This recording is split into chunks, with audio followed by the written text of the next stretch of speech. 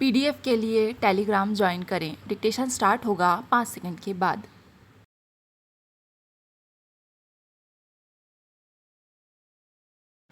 महोदय, प्रवासी भारतीयों के बारे में चर्चा पिछले कुछ वर्षों से देश में बढ़ी है।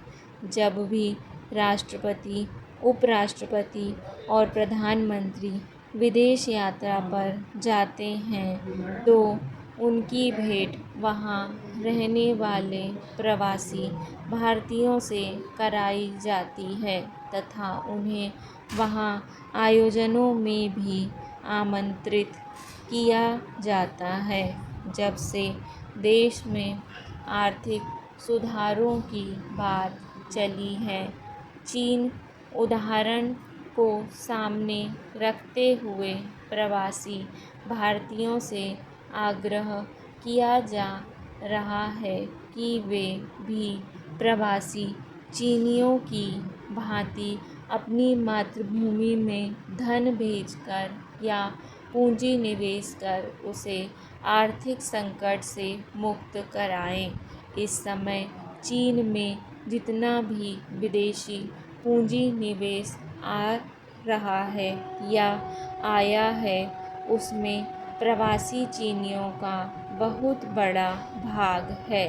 यूँ तो शुरू में भारतीयों को विदेशों में उच्च पढ़ाई लिखाई के लिए जाना शुरू हुआ, लेकिन बाद में अधिक अवसर उपलब्ध न हो पाने तथा अधिकाधिक धन कमाने की लालसा से अनेक भारतीय विदेशों में जाने लगे।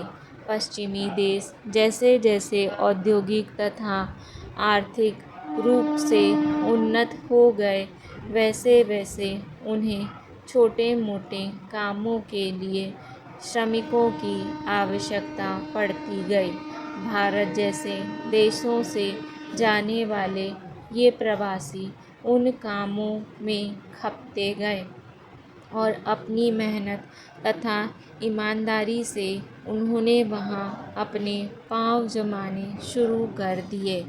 अनेक अनिवासी भारतीय आज पश्चिम में बड़े उद्योगपति तथा अरबपति तक बन गए हैं। उन्होंने वहाँ के समाज में अपने लिए एक प्रतिष्ठित स्थान भी बना लिया है। धीरे धीरे पश्चिमी देशों में जब रोजगार की तलाश में भारत से जाने वाले की संख्या बढ़ने लगी तो इन देशों के लोगों ने यह सोचा कि कहीं यह उन पर हावी न हो जाएं। प्रवासियों की इस आवक को रोकने के लिए विभिन्न पश्चिमी देशों की सरकारों ने अपने आव्रजन नियमों को कड़ा करके नए प्रवासियों के प्रवेश को कठोर बना दिया है। लेकिन प्रवासी भारतीय यहाँ अपने बेटे बेटियों, पोते पोतियों के विवाह के रिश्ते कर दूल्हे या दुल्हन को उस देश में बुला लेते हैं। विशेषज्ञ डॉक्टरों, इंजीनियरों, टेक्नीशियनों और सॉफ्टवेयर इंजीनियरों के लिए अभी भी विदेशों में रोजगार पाने के रास्ते खुले हैं। भारतीय आईआईटी संस्थान के प्रशिक्षित युवाओं की तो वैसे भी अमेरिका में भारी मांग है। भारत ने इस समय केवल गुजरात तथा पंजाब से सर्वाधिक भारतीय पश्चिमी देशों में गए हैं। महोदय, पंजाब में भी दोआबा से सर्वाधिक लोग इस समय विदेशों में हैं। कभी कहा जाता था कि दोआबा क्षेत्र में कोई ऐसा घर नहीं है जहाँ से कोई न कोई भारतीय विदेश न गया हो। यहाँ से गए प्रवासी भारतीयों ने विदेशों में काफ़ी धन कमाया और उसे यहाँ अपने परिवारों को भेजा। अब उन्हें अपनी विरासत से जुड़ने की आवश्यकता लगने लगी है तथा अपने देश, प्रदेश और अपने गांवों के खेत खलिहानों को देखने तथा अपने बच्चों व पोते पोतियों को दिखाने व अपनी मिट्टी से जुड़ने की उत्कंठा पैदा होने लगी है। मुझे बहुत से प्रवासी भारतीय स्वदेश आने पर मिलते हैं। इन प्रवासी भारतीयों की सबसे बड़ी शिकायत यही होती है कि वे विदेश जाते समय अपनी जो संपत्ति किराए पर या तो रिश्तेदारों को देख रेख के लिए सौंप गए थे, उस पर या तो किराएदारों ने कब्जे कर लिए हैं या फिर संपत्तियों पर मुकदमे चल रहे हैं और उनको छुड़वाने के प्रयास तो किए जाते हैं, लेकिन परिणाम कम ही निकल पाता है।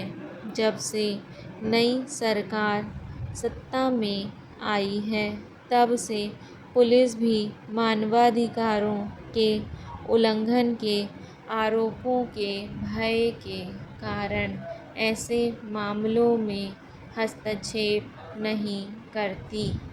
इसके बाद मुकदमेबाजी का ही मार्ग रह जाता है, जिसमें बहुत समय लगता है।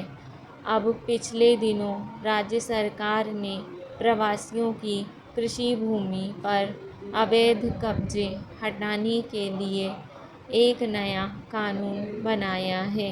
यह कितना प्रभावी होता है, अभी देखना बाकी है।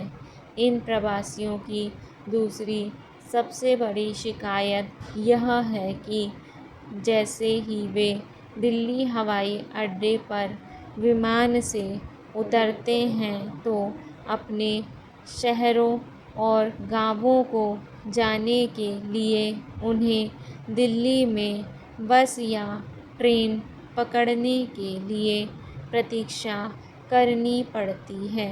वे जब बसों से आते हैं तो हरियाणा पुलिस अवैध शराब के संदेह तथा उनकी वेशभूषा व सामान को देखकर उनकी अनावश्यक रूप से तलाशी लेती है और परेशान करती है तथा कई बार डरा धमकाकर उनसे पैसे भी छीन लिए जाते हैं। ये प्रवासी जब ट्रेनों से आते हैं तो भी पुलिस उन्हें तंग करती है। इसी प्रकार टैक्सी वालों द्वारा भी इनके साथ प्रायः दुर्व्यवहार किए जाने की घटनाएं सुनने को मिलती हैं। इस प्रकार की घटनाओं को रोकने के लिए आवश्यक है कि दोआबा में एक हवाई अड्डा बनाया जाए।